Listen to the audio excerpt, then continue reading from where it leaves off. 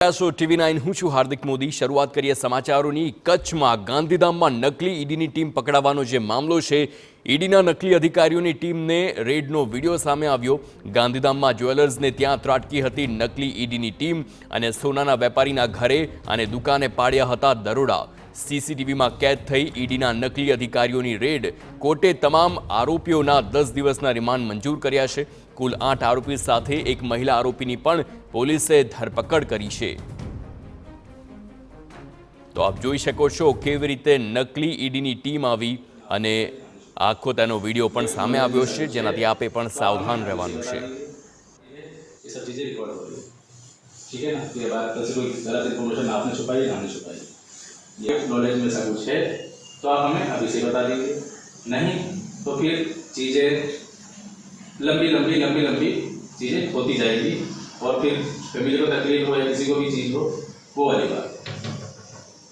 तो अब आपको क्या कहना है आप बता दीजिए, फिर नहीं तो फिर हम उसके बाद में हमारा सर्च ऑपरेशन चालू करेंगे। आपको क्या पूछना है, मतलब आपके पास में केस कितना है, ये सब चीज़ें रिकॉर्ड हो रही है।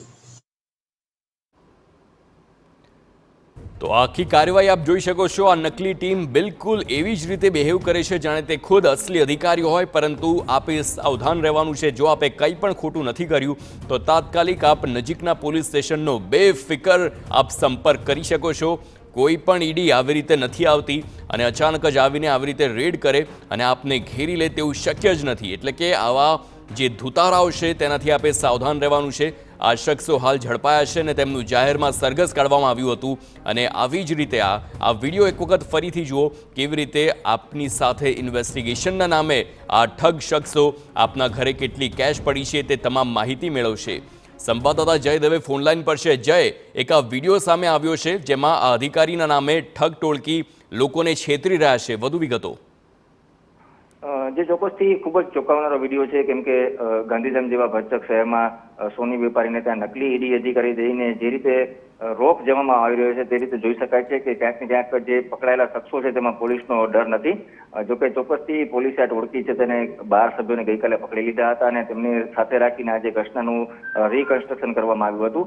ચોક્કસથી પોલીસે જે તમામ આરોપીઓ છે તેના 11 દિવસના રિમાન્ડ પણ મેળવ્યા છે અને રિમાન્ડ દરમિયાન અગાઉ આ શખ્સો દ્વારા આવી કોઈ પ્રવૃત્તિને અંજામ આપવામાં આવ્યો છે કે નહીં તે સહિતની જે તપાસો છે તે કરવામાં આવશે। પરંતુ આ વિડીયો છે તે ખૂબ જ ચોંકાવનારો છે, કેમ કે જે રીતે જોઈ શકાય છે કે કઈ રીતે રોપ જમાવીને ઠેઠ જે વેપારીની દુકાન છે તેની સાથે તેના ઘરમાં પણ તપાસ કરવામાં આવે છે અને ત્યારબાદ જે આખો ભાંડો ફૂટે છે અને પોલીસ દ્વારા કાર્યવાહી કરવામાં આવે છે। આભાર જય સમગ્ર માહિતી બદલ। તો આ પ્રકારે નકલી ઈડીની રેડના પ્રથમ દ્રશ્યો અને ત્યારબાદના બીજા દ્રશ્યો, જ્યારે તેમનો ભાંડો ફૂટ્યો, પોલીસે ધરપકડ કરી, ત્યારબાદ તે ચાલવા લાયક નથી થયા એવી કડક કાર્યવાહી તેમની થઈ છે અને હવે જાહેરમાં તેમનું સરઘસ પણ કાઢવામાં આવ્યું અને આ શખ્સોના ચહેરા આપ ધ્યાનથી જોઈ લો।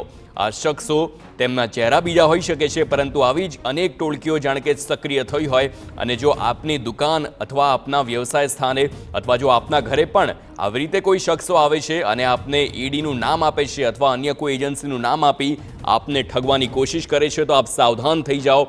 ફરી એકવાર કહું છું, નજીકના પોલીસને તાત્કાલિક સંપર્ક કરો અને આવા શખ્સોનો પર્દાફાશ કરો, કારણ કે કોઈ પણ એજન્સી કોઈ પણ સામાન્ય વ્યક્તિના ઘરે આવી રીતે ન આવી શકે અને આવી રાતોરાત આવી કાર્યવાહી થાય તે શક્ય જ નથી।